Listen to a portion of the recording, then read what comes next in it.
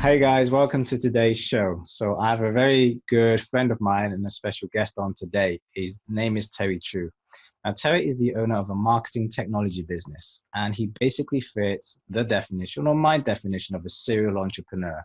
He's built two successful businesses, he provides consultancy services, and is also a property developer, which just makes sense when you have the kind of drive and ambition that Terry has. And he's doing all of this whilst being a husband to his wife, Yan, and a father to two beautiful children. On top of this, he also finds extra capacity to start passion projects on the side as a way of release and service to others.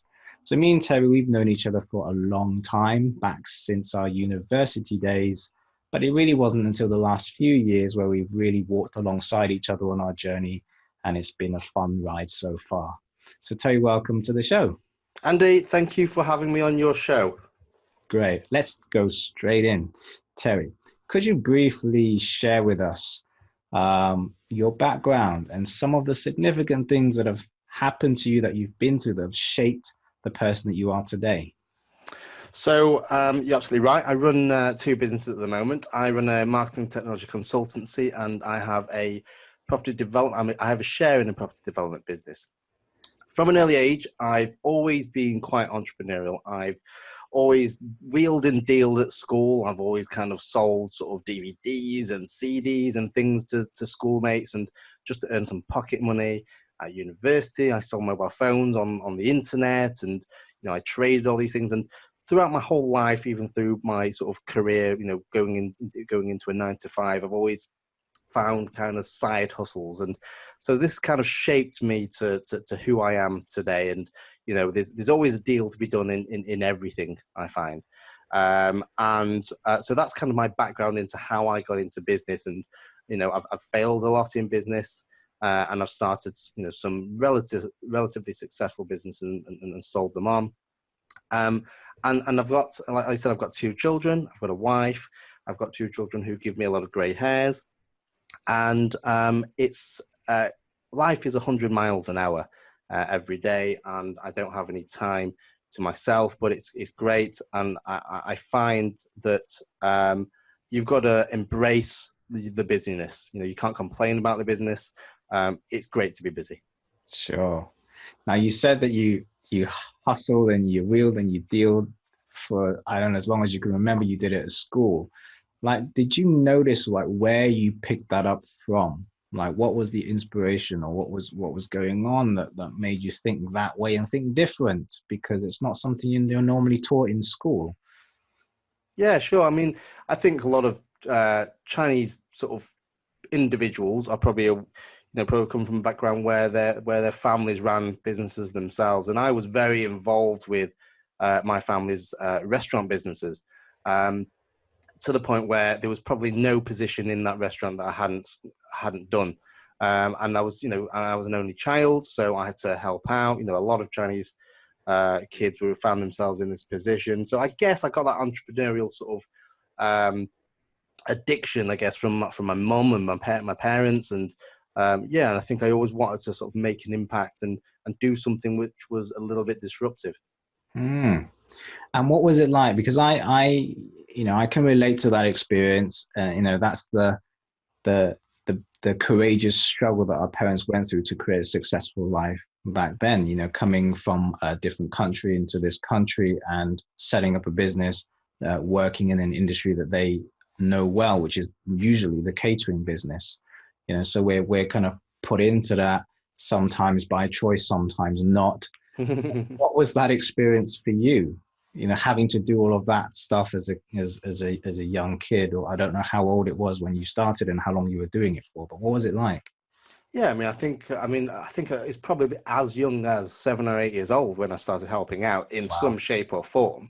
And I think what that really does is it instills the need to sacrifice, because as a kid you're sacrificing your time, your childhood. A lot of people playing video games and playing with the toys in the evening, and you're helping fry chips or wash the pots. And it probably wasn't so fun back then, as far as I can remember.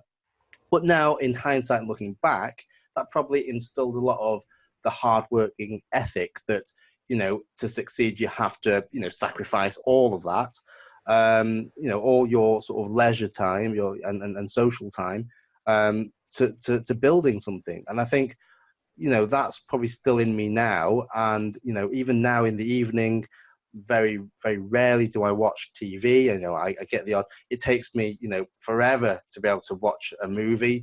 It takes me about a week to watch a film, a 2-hour film. Because in the evening, as soon as the kids are in bed, I'm back and I'm always dabbling in some sort of side hustle on the side of my businesses, which also were at some point a side hustle. And so I think from an early age, what that's instilled in me is that you have to sort of sacrifice certain things to be able to build something that of value. Sure. Was there ever any resentment for missing out on that childhood at all? Yeah, of course there was. I mean, not now, but back then, while at the weekends in my teenage years where my friends were going out and starting to discover, going out in the evening, and I was stuck in the restaurant on a Friday, Saturday night, and of course there was a bit of resentment to say that, I had to help my parents out. I didn't have to, might I say, but I did. I chose to. And actually what that taught me is that it taught me the hard work, like I said, and sacrifice, but it also enabled me to, I was constantly interacting with customers. I was constantly socializing with the customers. They knew me, I knew them. I built a rapport. And I guess I was able to sort of exercise my sort of my communication skills with, people that are a lot older than me, quite young in my age. Sure. Hey, Tay, what was your favorite dish or snack working in a restaurant? I mean, for me, it was like sweet and sour chicken and unlimited supply of prawn crackers. Yeah, probably prawn crackers. Probably like salt and pepper. And Oh, salt and pepper was yes. big. Yeah, salt and pepper was big. But I remember back then, whenever somebody ordered salt and pepper, whatever it was, the whole kitchen, everyone's eyes was watering, and it was good. I think that's my favorite dish, even to now, actually, even to this day, Salt and actually. pepper, yes. Yeah. Cool. That's great. And we mentioned university before. And so you went to university, right? Yeah. And so at what point did you decide or know that you weren't going to get a job? Or did you work at some point? And Yeah, then, of course. I did. I mean, I started off with, um, but it's worth pointing out, I actually didn't know what I was going to do. I did a very sort of general degree, as it were. I did business information technology, which covered bits of business, bits of IT, and bits of marketing. And so you could have gone any direction, really. And I think it was designed for you to be able to choose. And then after university, I actually had no clue what I wanted to do. I actually didn't even know what to go into business. But I chose a route which actually wasn't. It was actually in marketing. There was no one in Manchester at the time where I went to university offering a graduate a marketing position. The marketing was sort of a very sort of low. There was no marketing industry in Manchester, so I had to go to London. So I went down to London and did an internship for free, and just to get something on the CV. And at the end of that, they gave me a job. I enjoyed it so much, and I think they enjoyed me being there.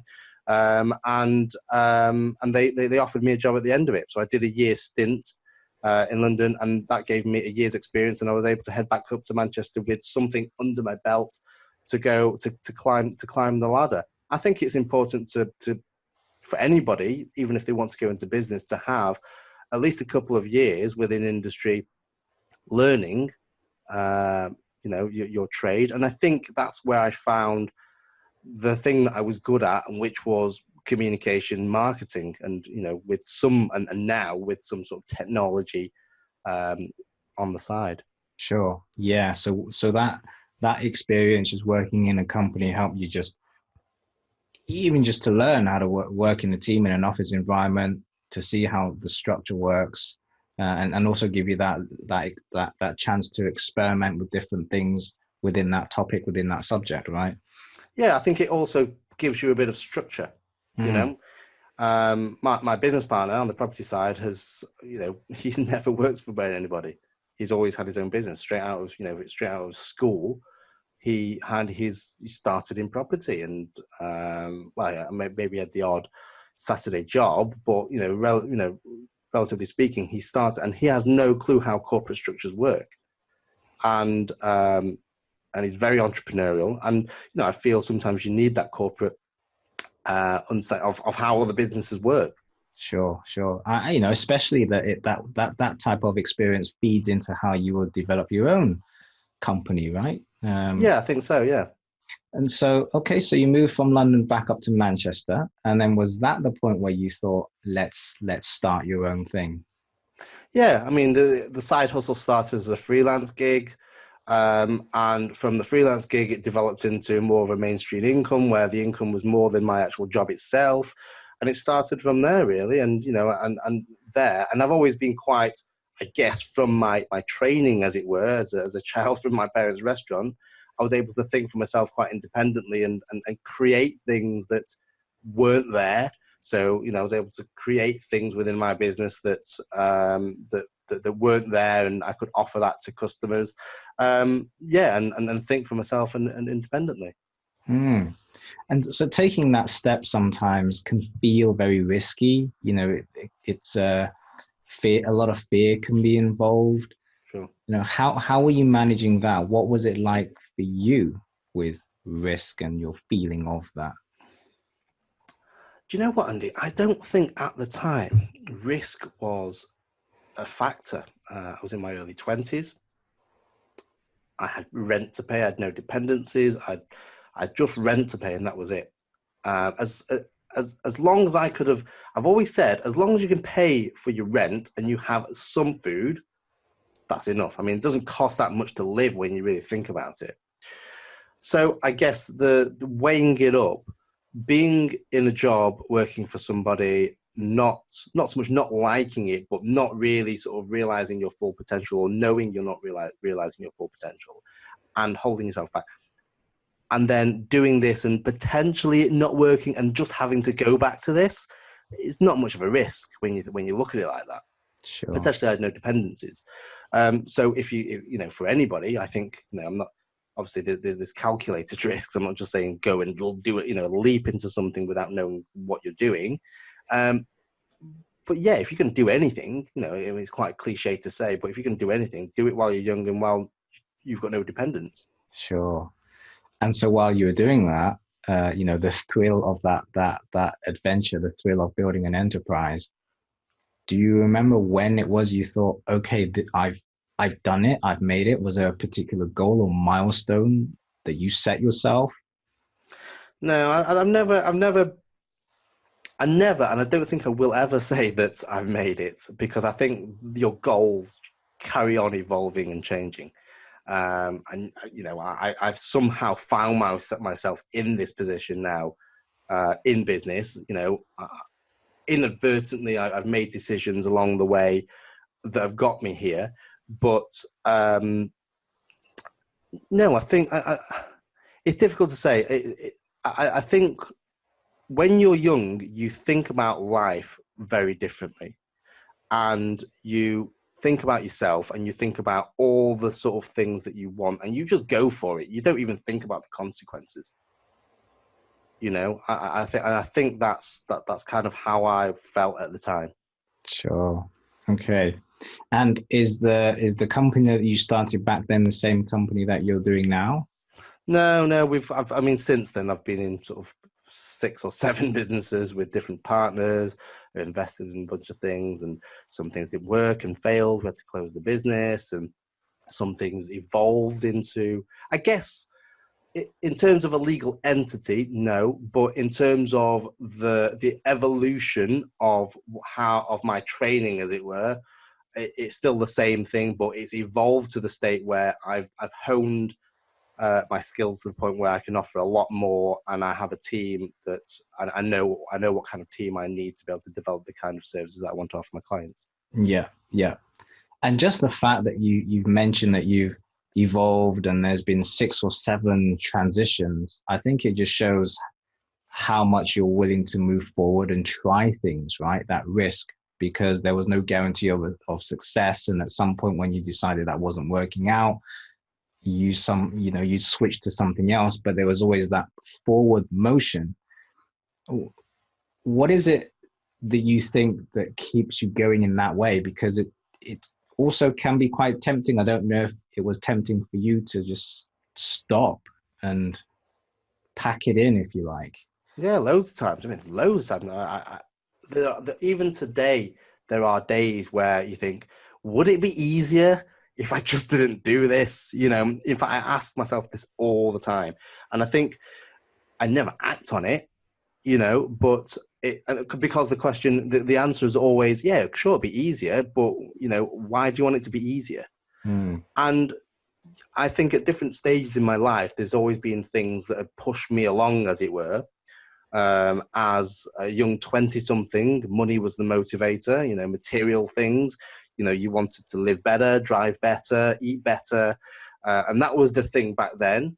And then as you grow up, you may get married. You know, I wanted my wife and I to have a better life. So the driver was my wife, not literally.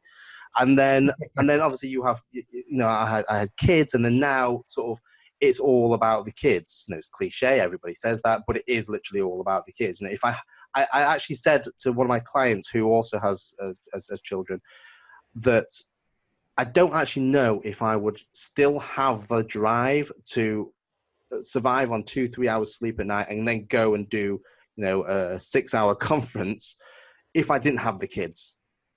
You know, if I was a 20-something with no dependents, earning, you know, the earning that kind of money, and would I still go and do it every single day? I don't know. I can't answer that. But right now, it's the kids that push me. You know, I look at them and I think that they are the people that I want to sort of give a better life to. So I'm working for them. You know, they're my boss. And yeah, they're my boss. So yeah, I think every single stage in your life, you have a different driver. Sometimes, you know, you may start off just for yourself, and then every single stage, and it doesn't have to be an individual. It could be a thing, you know, a dream that you're going for. You know, you may be working hard for a car, and then you get the car, and then you think, oh, I want a bigger house, and you work hard for the house, and then, you know, whether it's material things or individuals, I think you have different goals at every stage of your life.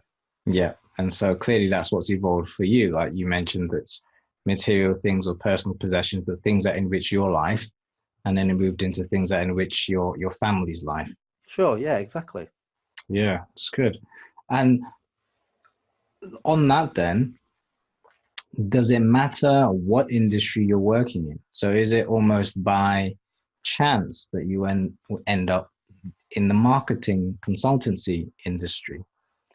No, I could have done anything really. But I think you've also got for any kind of longevity in a career, I think hand on heart, you have to genuinely like it more than you dislike it.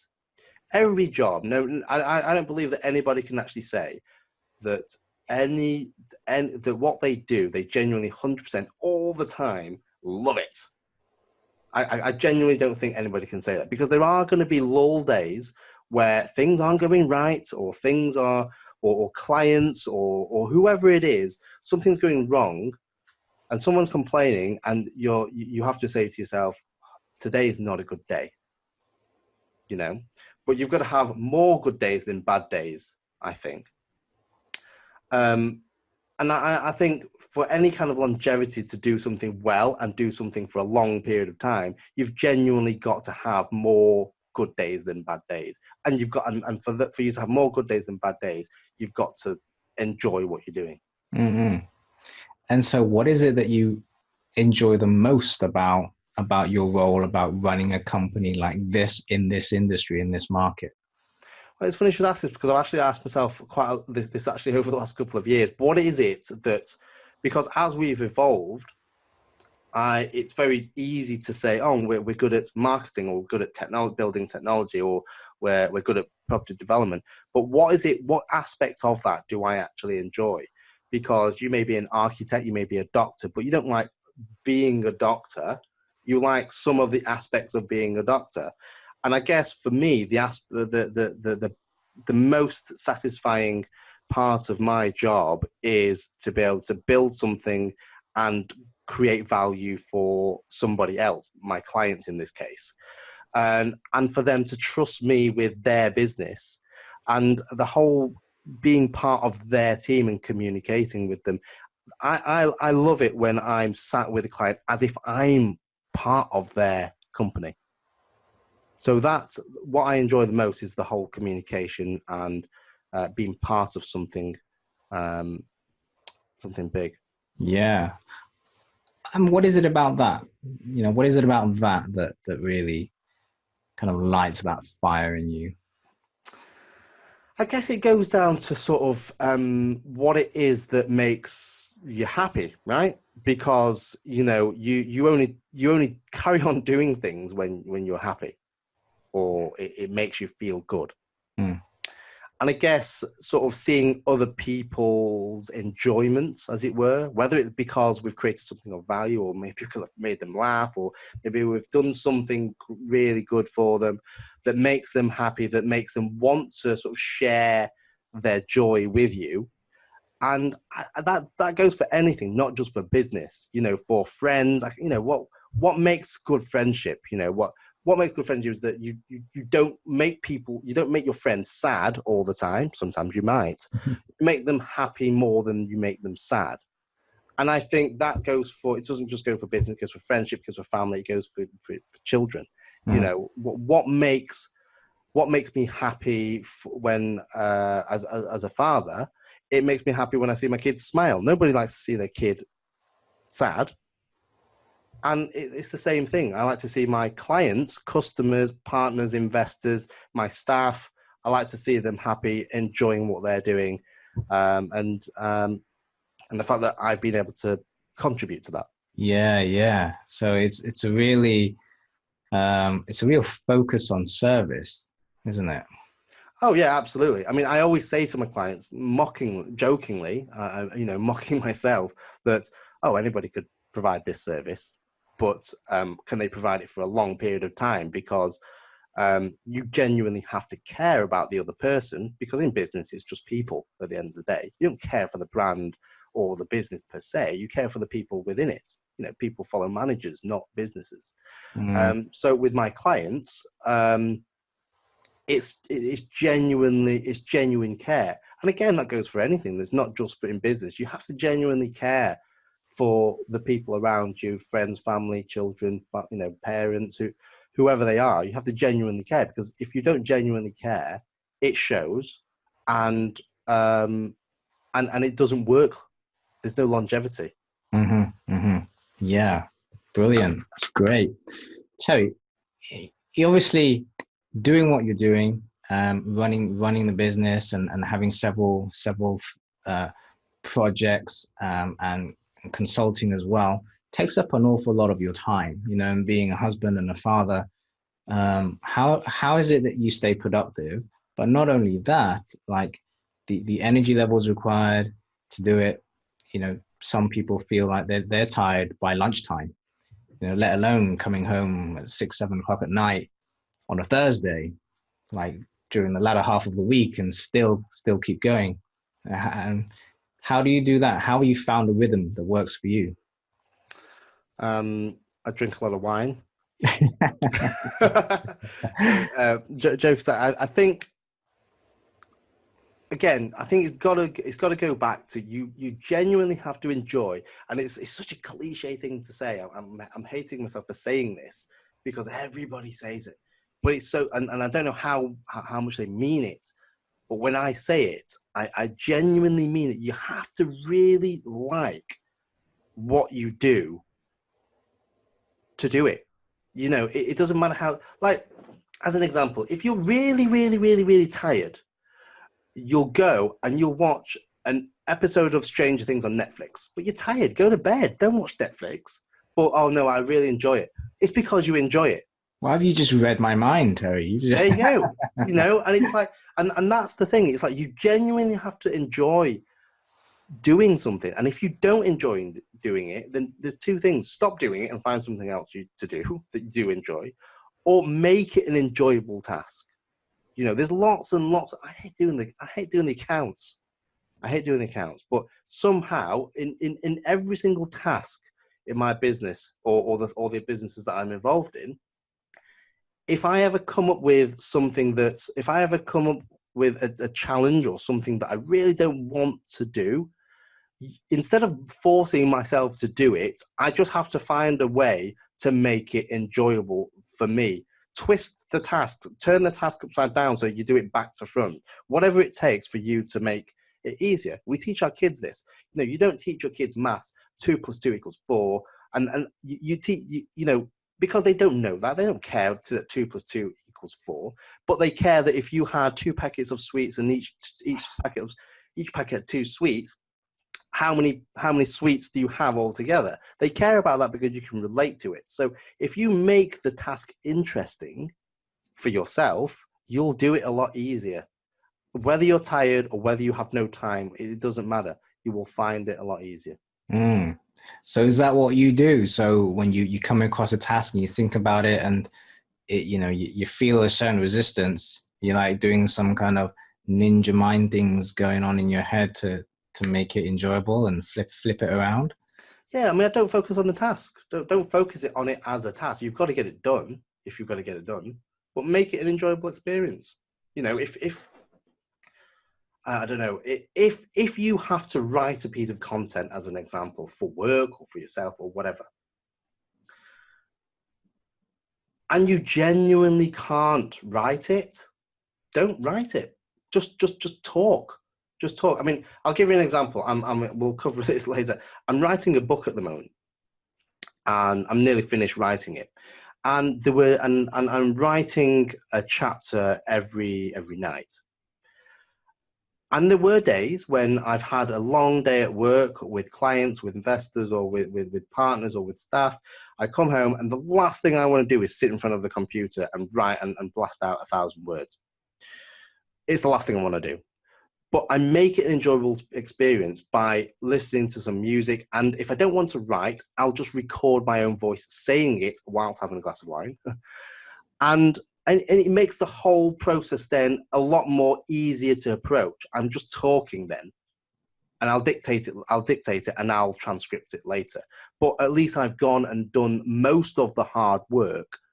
And in fact, I wrote most of the book in the car, where I had, an hour or two on the motorway. I had thoughts in my head, so I just dictated it into my phone. I recorded it, and later I transcripted and edited it into an actual paragraph where it actually made sense in words.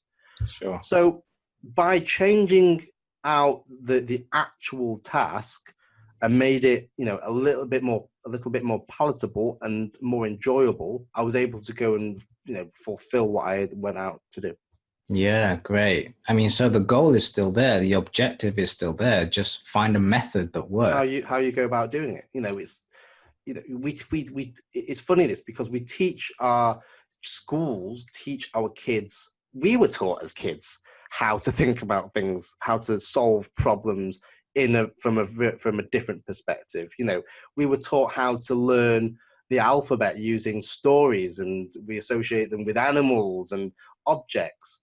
And we could have just tried to memorize the alphabet, but we didn't just memorize the alphabet. We memorized the alphabet because we associated it with other things. We made the task a lot easier and palatable.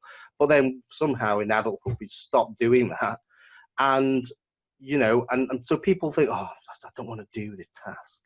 But then they focus on they don't want to do this task, and then it just becomes this huge big thing. But instead of focusing on the task, just focus on how you make it a more palatable and enjoyable experience. Yes, good. That's good. So you mentioned the book. Now, this is one of your passion projects? Yeah, so I've got a few side things. I have a podcast and a show which Andy has been on. and it's about it's the show and the podcast is about starting or running a business as a parent, and or people who are involved in businesses that involve a lot of challenges, and how to overcome challenges, not just as a parent, but as somebody who is under pressure. I think really a lot of people are under pressure, whether it's pressure that they put them on themselves, pressure from family, pressure from whoever it is, and how to get and basically how to develop your own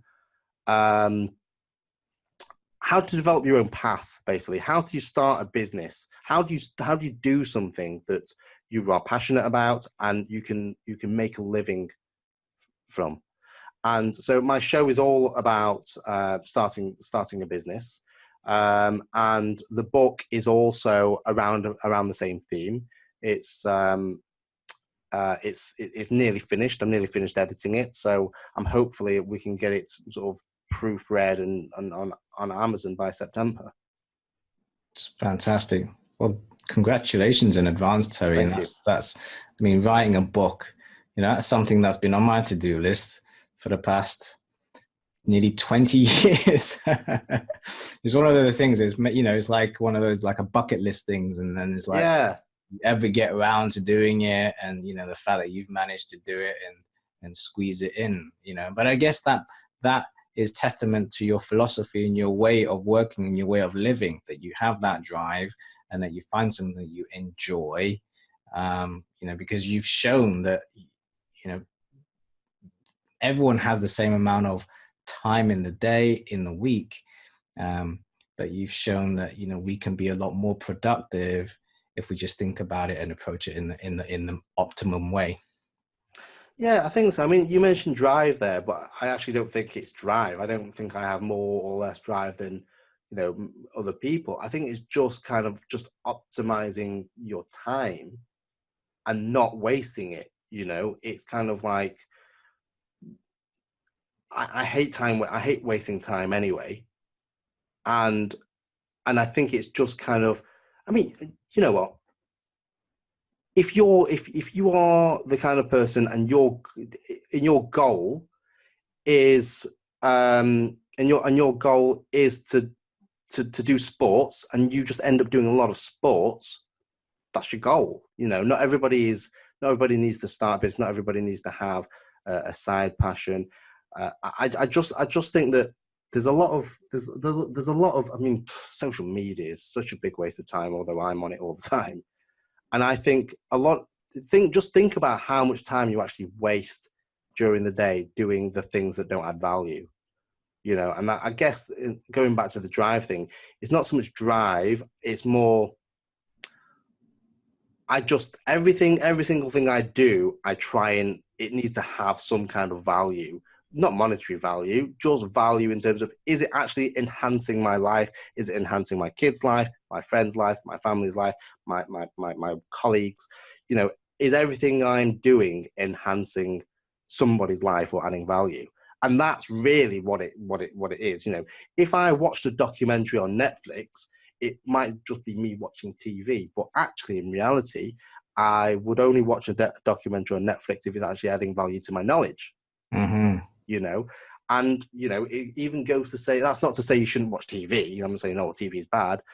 Watch TV, and if the value out of that is that it's giving you some rest time, mm-hmm. That's the value. Again, think of it from a different perspective. Don't watch TV for watching TV's sake, because I'm bored, that's what I want to do. Watch it because you need to rest and you just need to switch off and watch some mindless TV. But it has to add value. Yeah. No, I love it. It's great. I subscribe to that too. The deliberate decision making, right? That's how you not waste time. To purposefully fill up every second and every minute of the day that you have in an intentional way. It's great. I love it. Terry, one last question for you. What is your intention to increase your impact going forward? On on my own life, on society, on to who? To the people around me, or Whatever comes to mind. what is my intention? Or how? Let me rephrase that. How do you intend to increase your impact going forward? I think I started my podcast and show because I wanted to share, and I wanted to reach other people that were in my position or in a similar position or as me. And by that I mean parents who want to sort of spend more time with the kids. Because I'll tell you how this came about. I work in a very challenging work environment in that I'm always on the road. I'm constantly online looking after staff. I'm constantly communicating with clients, investors, and partners, and I'm literally always on the go. And I found that there's very little time, actually, when I think about it, I spend with my kids. I do spend time with my kids. I'm not going to, don't get me wrong. I spend, a lot of time with my kids at the weekend. But during the week, I don't really spend much time with them because I'm always working on the road, late home, that sort of thing. And then in the evening, when they've gone to sleep, I'm back to work. And I genuinely wanted to have to be able to spend quality time with my kids without it affecting any part of my income or work. And so I wanted to, I developed and evolved my business so that I didn't have to physically be in a specific location, i.e. an office. We have an office, but I'm hardly ever there, but it doesn't take away my influence on decision making. A lot of businesses are in the cloud. Mine is entirely in the cloud. At any one time, I have staff in 3, 4, 5 locations sometimes, and it has zero impact on our business, to our clients, to our investors, to our partners. And that's what I personally set out to do. I wanted a life where I could run a business at scale, but still be able to do dad things if I wanted to do dad things on a Tuesday afternoon. Bear in mind, I actually don't quite often, but if I wanted to, and it was a play, or there was, a parents thing, or something I had to do, or my wife needed my help looking after one of the children or taking them somewhere, it wouldn't matter, and it would have zero impact on my business. That was my goal, and it's still my goal now, to have a business, to build a business at scale, so you can still grow a business as you would normally, but have a real genuine role as a dad or a parent, and actually be there, because there was, in the early years of my daughter, I actually wasn't there very much, and that's common. That's common throughout many parents. But I chose not to accept that, and I just evolved and changed my business so that and the processes in my business so that I could do more dad stuff without having zero impact on my business. And so in terms of impact, the reason why that's what my book is about, how to cope with starting and running a business as a parent. And it's called Parent Entrepreneur, how to cope with starting and running a business as a parent. And it's about kind of how to manage and optimize your life so that you can still have those big dreams of having a career or having a business or starting a business, and build it at scale, and still have a really healthy family life. And that is still my goal. And in terms of impact, that's kind of what I want to do for other parents, and share my journey, but and also share other people's journey, and hopefully, make it easier for, other families to have more time with the family. Sure. Terry, thank you so much for sharing. I'm sure definitely reserve me a signed copy of your book. I hope it does come out hard copy, not just Kindle. Yeah. It's just really encouraging. I have huge admiration for the way that you've evolved yourself as a person in order to build the successful businesses that you have, and still continue to look for other ways of adding impact and pursuing your passions and just all these projects that you have. It's just great. It's just really inspiring to be around someone like you. So thank you for your time today. Thank you for having me. Great. And bye for now. Bye, Andy. Bye-bye.